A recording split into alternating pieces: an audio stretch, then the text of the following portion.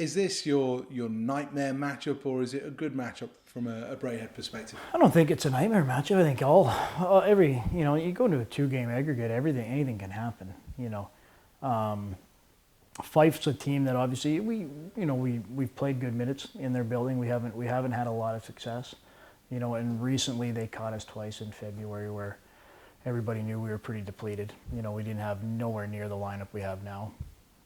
We know that, and but it's a great matchup for the league, for our fans, for Scotland hockey.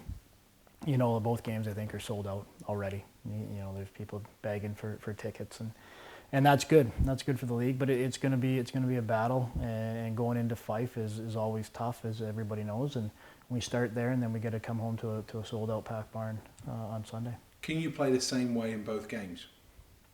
Yeah, I think the key is you want to go out and you play to win. You go out and you play the same style as you would at home, and and Fife is no different. You make a few adjustments to correct the size of the buildings a little bit smaller. But you got to play at the same intensity. You need goaltending, and a lot of times it comes down to special teams and discipline. And the atmosphere in both buildings is going to be electric. Does that come into it at all? Yeah, and I always said, when if Sheffield, Nottingham, or so go into Fife, they don't really feel the actual Fife building. It's probably the same as if we go into Sheffield, we don't get what Nottingham see, or vice versa in Nottingham. That's what it's like when Braehead go into Fife.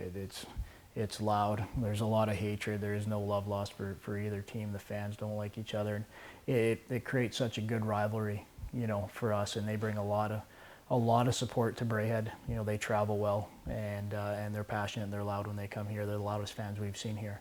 And do they give it to you? Because you quite enjoy that, don't you? Yeah, I think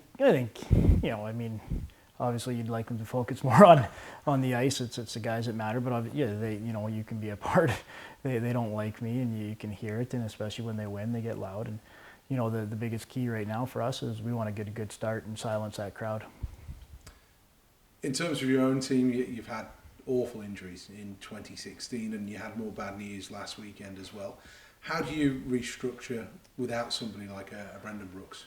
Yeah, it's and we ran so well for so long. We had niggles, we didn't have injuries, and then February hit, and we lost Pitt and Keither and Levitt and Davies to GB, Haywood to a broken jaw, and then we finally got healthy, and it's well documented. We went on we just couldn't find ways to win, even when we played good. We just couldn't find ways to win, and it was frustrating. It took us out of the title race, really. And then once we've been healthy, we've won 7 or 8 in a row now. To lose Brooksy, he playing so well for us, and that line was clicking in a game like that at a 5-0 score. It's always tough.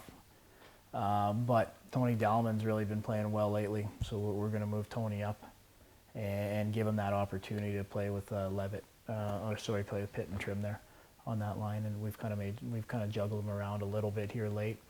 And then Jackman still has a broken foot, so we'll see where we are with that. But we like everybody's probably playing hurt right now, whether they're in the lineup or not. Guys aren't at 100%, and that's what playoffs are all about. So we're a confident bunch with the group we have. We've been playing good hockey, and we want to carry that into Saturday. You're somebody that excelled in the playoffs. You loved them, didn't you, as a player?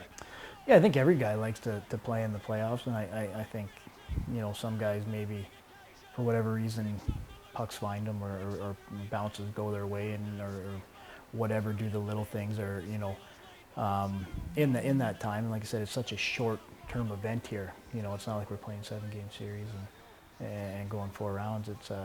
It's such a short-term event that you expect every guy to do what it takes to put any kind of individual pride aside and block shots and go to the net, and that's what it's about in these these aggregate games. More of the times than not, come down to 1 goal either way. And you need guys. You need guys to be hungry and compete and outcompete and win battles, and that's what it's about. It's 120 minutes of what team wants it more, what team's going to sacrifice more, and goaltending's huge too.